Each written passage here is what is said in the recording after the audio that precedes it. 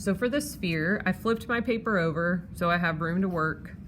And you're gonna need to draw a circle using a compass or something at home that is round that you can trace. So my circle is about 4 inches wide. Try to make it at least bigger than 2 inches. So like, you need room to color or shade, okay? So now that I have my sphere, I'm going to draw a light source. This is just for practice. So I like to draw, sometimes I draw a little light bulb. Look, it's a sun. Woo! So we're gonna make the sun hit the object, and that direct area where the sun is, the light is hitting it, is gonna be called a highlight. So I just lightly kind of draw the outline of the highlight, lightly because I am gonna end up erasing it. So if the light is hitting directly here, on the opposite side, there's going to be a shadow. And the shadow should be round, and it should be kind of like a smushed circle or an oval, okay? And usually there's like a little bit of a shadow. It starts kind of in the middle, and then it comes out. My best advice is just make sure it kind of comes straight out. Don't let it like lean down like this. Make sure it comes straight out. So if I was looking at it with a ruler just to check, like there's kind of my straight line right there, and I can kind of erase, but you want it to look round, so it has to have a round shadow. Okay, so once you have those things drawn, I also want to note that this, I would never draw a sun like this in a real drawing. This is because of practice.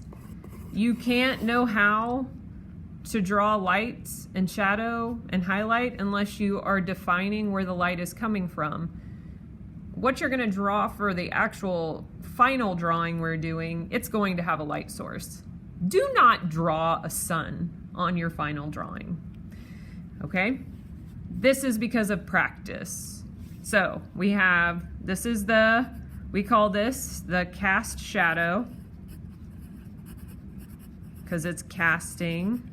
And this we called, that circle is the highlight.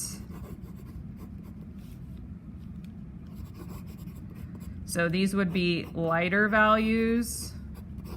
These would be dark values. So where are the middle values going to go? Well, they're gonna go in the middle of whatever you're drawing, in this case, the sphere. So we are basically taking this value scale we made and we are wrapping it around something to make it look 3D. So I'm gonna switch back to my shading pencil, and you can start wherever you want. I personally like to start with a darker edge first, and whenever I do this, I do color or shade in the shape of what I'm shading. So in this case, it's round. So don't just scribble a bunch of straight lines. It's not gonna look good. You need to actually shade in the shape of the object. And you wanna make sure you're staying opposite at first, because this is where the darker value will be. Sometimes I just use the side of my lead so I don't get all those stripy lines from your pencil. But we just wanna press hard on this edge and a little bit beyond it. Notice how I didn't outline anything. I just started shading. Outlines actually make things look flat. If you don't outline things, they tend to look more 3D when you're trying to shade them to make them look 3D. So I'm just slowly working my way up this sphere, and I'm trying to lighten my pressure and just see how far I can get. See, I'm working my way back and forth. And even one technique I like to use also is like little circles, because it keeps the pencil lines away. You know, those scribbly, what I'm talking about is like those kinds of marks. It keeps those away when you use the side of the lead. And I'm gonna start letting up on the pressure of my pencil.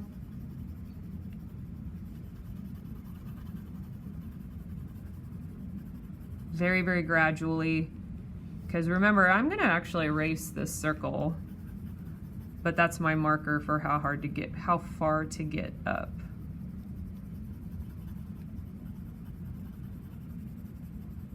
Notice also how I'm not rubbing my hand through it. It's another good tip for you. I just turn my paper so I don't have that happen.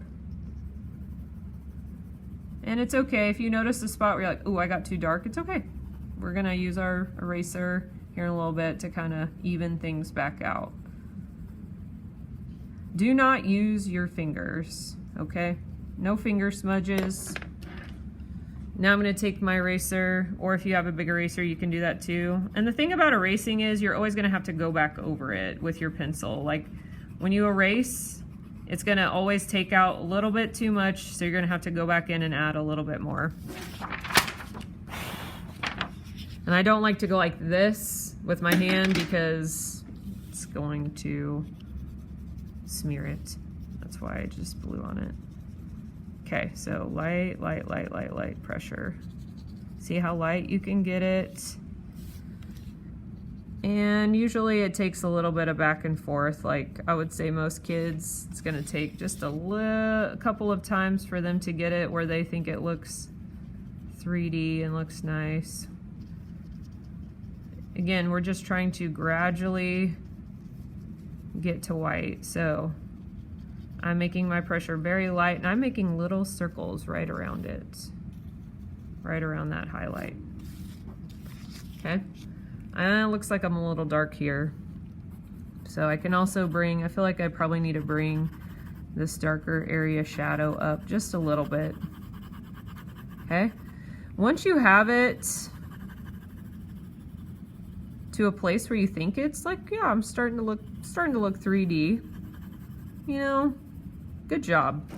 If you feel like your sphere just looks like total trash because you're struggling to control your pencil, hey, know that it just takes practice, like doing it over and over again. I have shaded a lot of these spheres in my life, so. Okay, so the last part is to shade the cast shadow. So what I like to do is, first of all, I think the darkest area is going to be this area right before it turns into a cast shadow. So I'm just gonna press a little bit harder right there and then blend it out. And then once you have that, you want a defined edge. That helps it look more 3D. Now don't outline the whole thing, just kind of define the edge right here where the cast shadow is connecting to it. And then we can start shading in the cast shadow. And whenever I do the cast shadow, I also shade like I want it to look, which is horizontal. That's the shape I shade in. And really the center of a cast shadow is darker, and then it gets a little bit lighter towards the edges. Not a lot, but a little bit.